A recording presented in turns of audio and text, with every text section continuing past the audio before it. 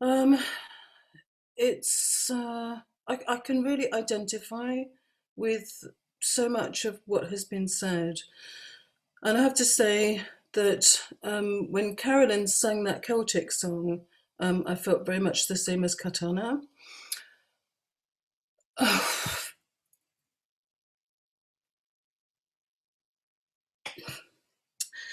I realised that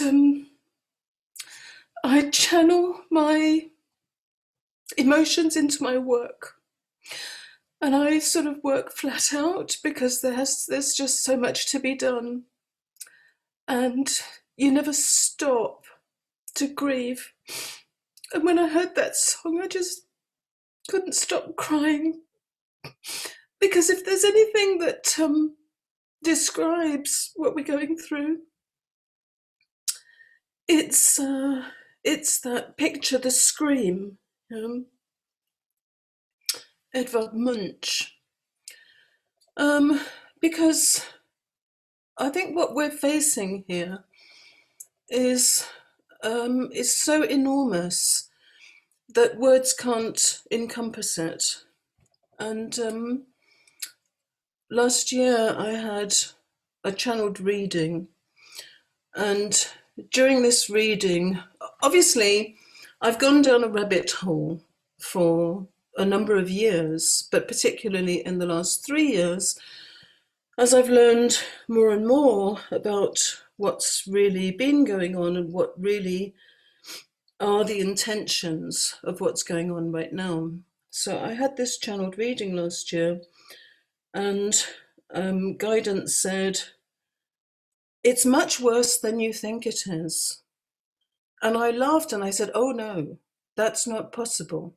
That's not possible, because I know how bad this is. Well, I was wrong because I didn't know. And all the time I'm falling further and further down that rabbit hole. And really, I don't think it's possible in words to describe the threat, because this threat just goes beyond anything. Um, the threat of death is one thing, but the threat of zombification, the threat of losing your consciousness, the threat of effectively no longer being human, you know. This threat is so cosmic and so all-encompassing that it's actually impossible to describe it to people. You have to kind of come to that realization. And so last week I was reading a NATO document, for example, on cognitive warfare. And so this goes some way to describing something of the threat that we're facing, because this document was written as a series of 3 scenarios, fictional scenarios. So this was their way of getting across some conception of what this intended future, I mean, I'm not even going to say it's a possible future, it's an intended future. So we're not just talking dystopia, we're talking, take Orwell and Huxley and multiply by 1,000,000. You might come somewhere near it. So this would be a world in which you could no longer differentiate between reality and fiction. It's like a sort of sci-fi dystopia in which you would become an avatar. You know? So it's like the deletion of everything you've ever held dear. Um, but I totally agree with Katana. And I just, as an aside, I want to mention that katana in Japanese means sword. And I find many of the names of the people involved in all this very, very interesting. So what is the answer to this? I think the answer to this is precisely what we're doing here, because the agenda is to remove our humanity, remove everything meaningful in our lives, and reduce us, as somebody else said, to a commodity. So we're looking for community, and we're looking for the expression of our humanity. So that's precisely what we're doing here, you know? Coming together and exchanging our emotions about this situation. Because I think that you're not going to solve this situation by producing more documents, producing more facts, producing more arguments. You're going to win this through your humanity. So, as Katana said, simply by standing and asserting our humanity is the way that we win, because nothing can stand against us. Now, I also think that this whole process is perfect.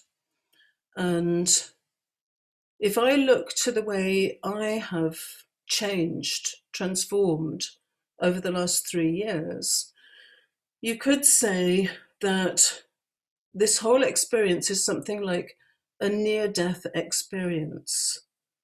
And it's a huge opportunity for you to change. When you're threatened with having everything meaningful removed from you, all nature, all art, song, poetry, history, relationships, love, family, friends, sharing, good food, nature, birds, trees, the sky, you know, I mean, the list could go on forever, yeah. But when you're threatened in this way with having everything taken from you, that makes you realize how much you value all of it. So I watched my mother die, and this is such an important experience. I watched my mother die, and she lay on a hospital bed, and she was dressed in just a hospital, you know, wear, whatever it is. And when patients in that hospital, when patients are going to die, they very often put them next to a window where you have a view of the garden. And on this particular day, the sun was streaming in. And so it was a really, really beautiful day. And my mother had always valued her garden and the birds and her home and her car and, you know, everything that she'd built up around her. But when you watch somebody die, they can't take anything with them. They die with nothing, you know? So what's important about our lives is this. This is the only thing of importance. It's not what we own. That has no value. When we're faced with this situation, when we're faced with a near-death experience, you realize that actually none of it matters. None of the material things matter. And what matters is only the relationships. That's it. It's your relationship to the earth, to other people, to your family, to your friends, to nature. And these people who are perpetrating this are very sad people who don't see the value of what's really meaningful in life. They don't understand it. They're materialists. And so they're completely mistaken. And how do you explain to somebody who doesn't see your connection to a flower or the emotion you feel when you see a bird feeding at your feeder, for example, in the garden? You can't explain what you feel. You can't explain that to somebody who doesn't know it, who's never experienced it. These are psychopaths, you know? And so I really believe that the solution to all of this is to be absolutely human and express your total authenticity. And that's what I've found over the last 3 years, is that I didn't want to be in public. I was never on social media. I didn't want to campaign, or, I'm quite happy to go back to obscurity tomorrow. Thank you very much. But once you understand the threat, you have no choice but to get involved. And I've realized that all my life, I've always felt that I was like the little boy who shouted out that the emperor has no clothes. I've always been looking on and thinking, well, that's nuts. But I was always shouted down. I was always told, oh no, you're wrong. Oh, it's all just a mistake. Don't just, shut up and go along with it. Yeah. So for one reason or another, I suppose I have just stayed an observer, a spectator. But it was only when this threat arrived on my doorstep that I just realized I had no choice but to get involved. And so I was sort of dragged in unexpectedly. But what this needs is for all of us to actually participate, for all of us to realize that we cannot allow this to go on. There are some, very, very distressing things happening. Just the other day, it was reported from a Berlin hospital that a number of patients with dementia had been actually held down and forcibly injected with this horrible gene therapy product. And a large number of them died. One of them died within 24 hours, and about 7 or 8 of them died about a week later. And it looks as if, another 8 are on their way out. And words can't express how you feel about that. Words can't express how you feel about old people having to leave this life with nobody to hold their hand, with nobody to comfort them, with nobody to reassure them in that state of fear and terror. And that happened to a lot of old people over the last year. And that cannot stand. We can't stand by and let that happen. We can't stand by and let that be done. And a lot of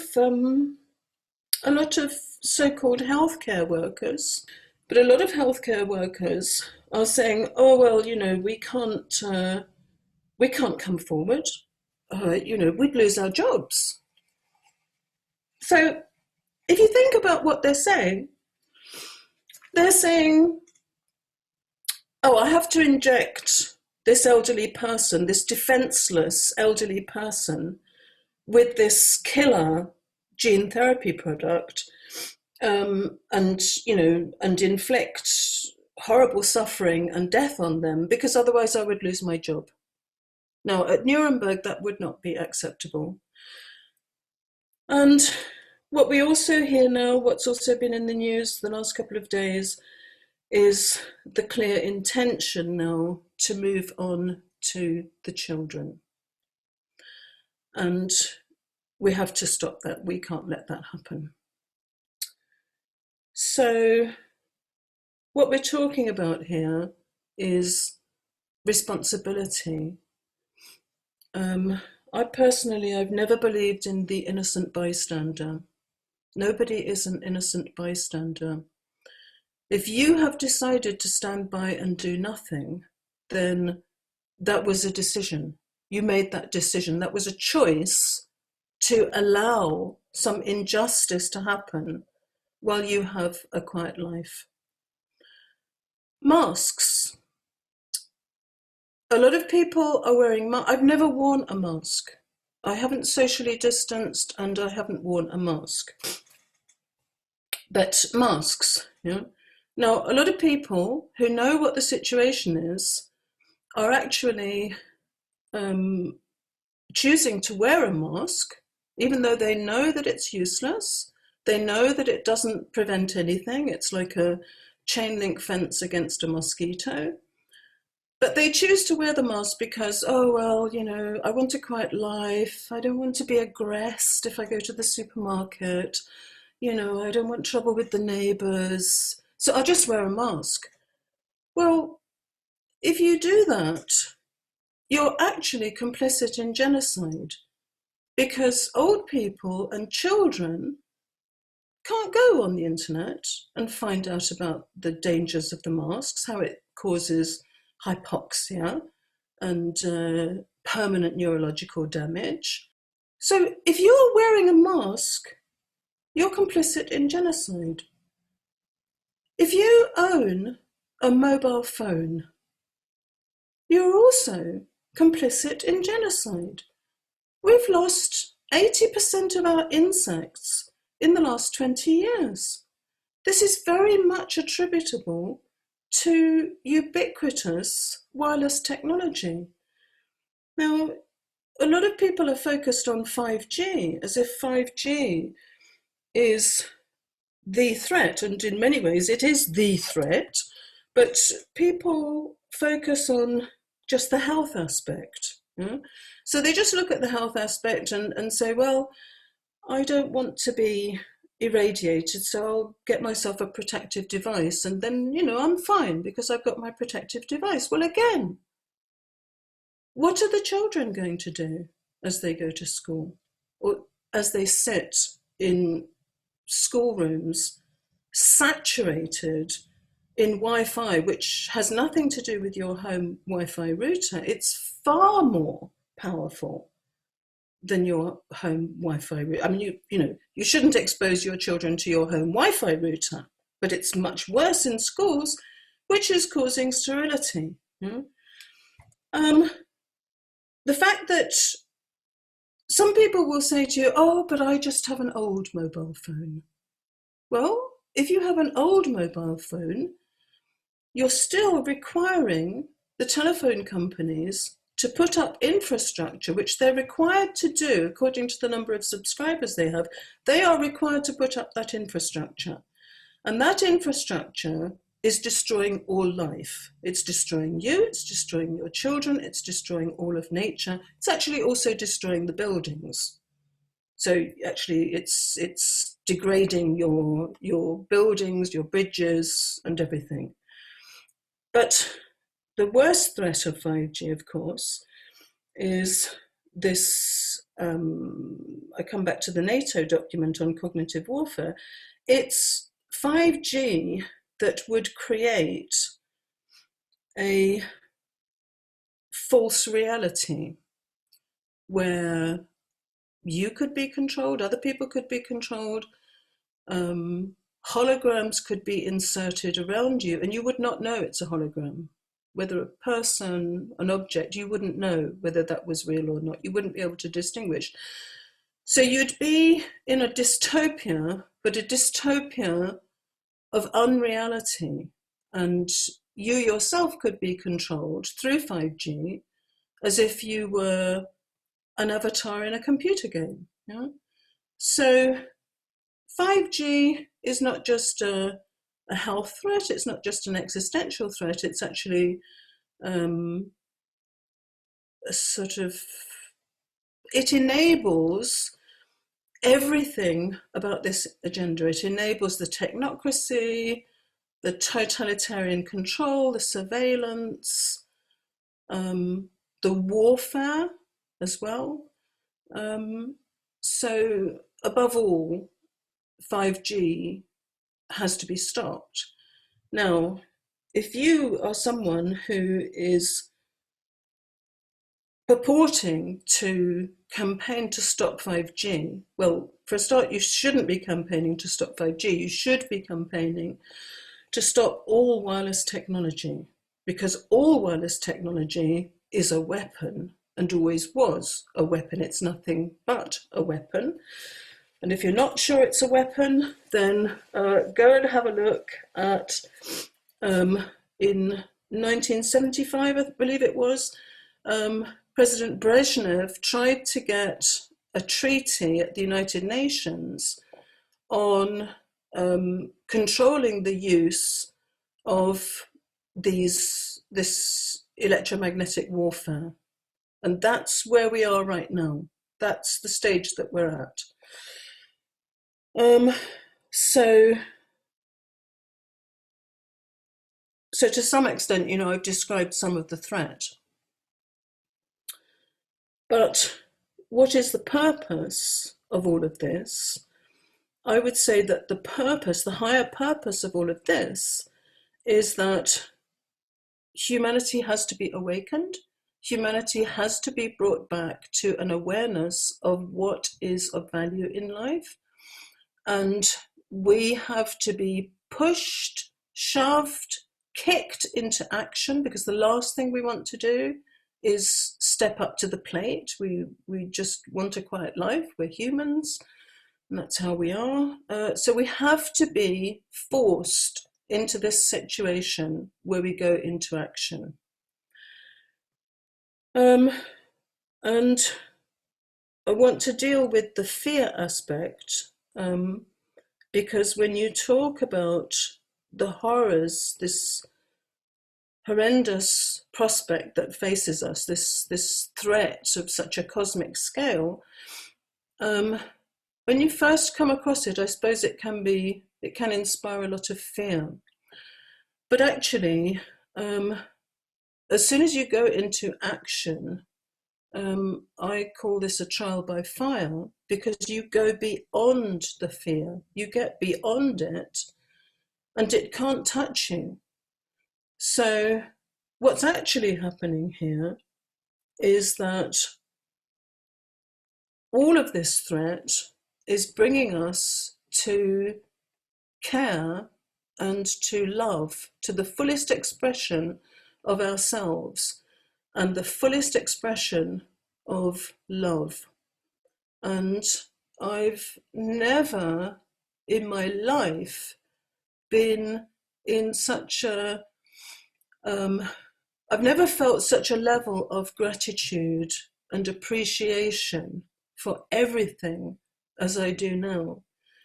And in many ways, I think I've never been happier than I am now. In many ways, I've never felt the kind of joy that I feel now.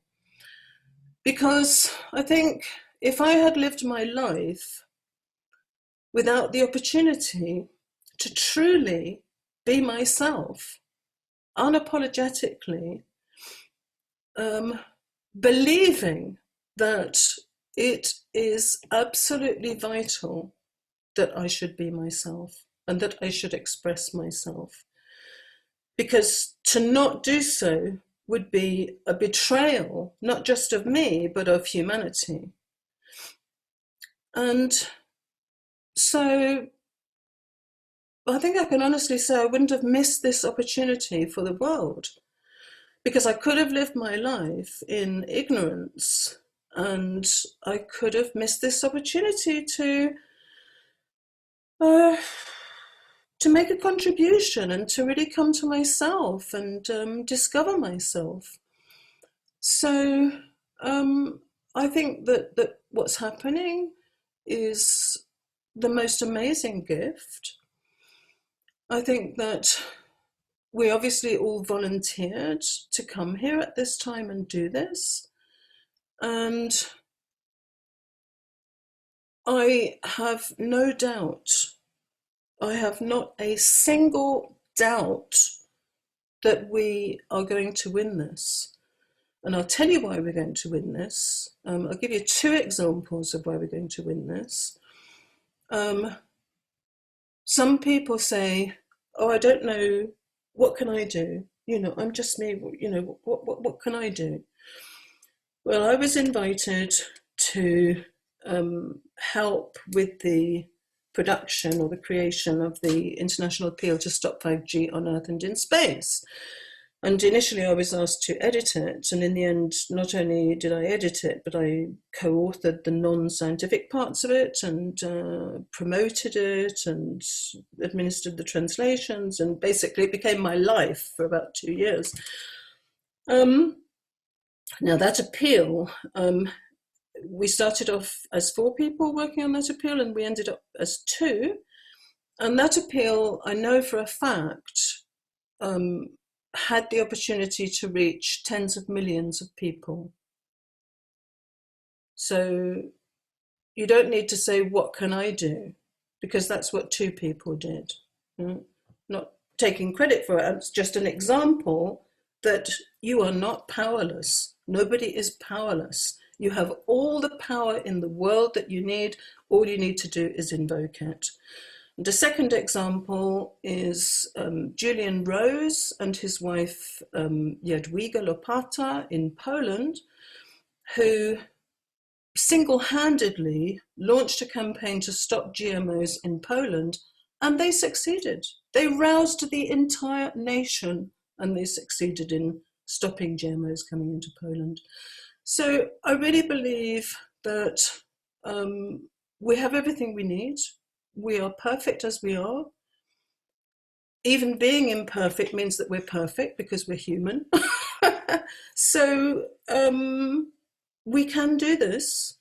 And the reason we're doing it is to restore everything of value to our lives after it's been eliminated for so long. Now, fortunately, a lot has not been lost because, for example, at my age, I remember another world before neoliberalism. So fortunately, this has happened at a stage when I think we really do have the opportunity to go back in time and restore things and retrieve that knowledge that we used to have. It's not irretrievable. The scale and scope of this is so huge that it can be overwhelming. You know, people can think, oh no, I can't understand it all. It's just, where would I begin to try to understand it all? You don't need to understand it all. You don't need anything. All you need to do is just go into action as you are. That's it. That nothing else is required. So what we need to do now is we need to visualize what it is that we do want. Leave them with their nonsense, because they cannot succeed unless we cooperate. And we need to create the world that we want to see. So that's what we should be doing now. We should be concentrating on the creation aspect and the visualization of the kind of future that we do want. So, yeah, you know, it's a hard time for all of us, but it's also something incredibly beautiful. And I want to pay tribute to this opportunity that you've provided this evening, because I think this is the answer: to express our humanity, to sing, laugh, come together into communities. This is the answer. So if we want to stop this agenda, I would say we need to stop signing petitions or sending emails or letters or protesting or anything else. And we need to get out there and we need to sing and dance and stage plays. And that, by expressing our humanity, that is how we overcome. We overcome through our humanity and through our love. So all we need to do is just be ourselves, be the best of ourselves, and that's how we win.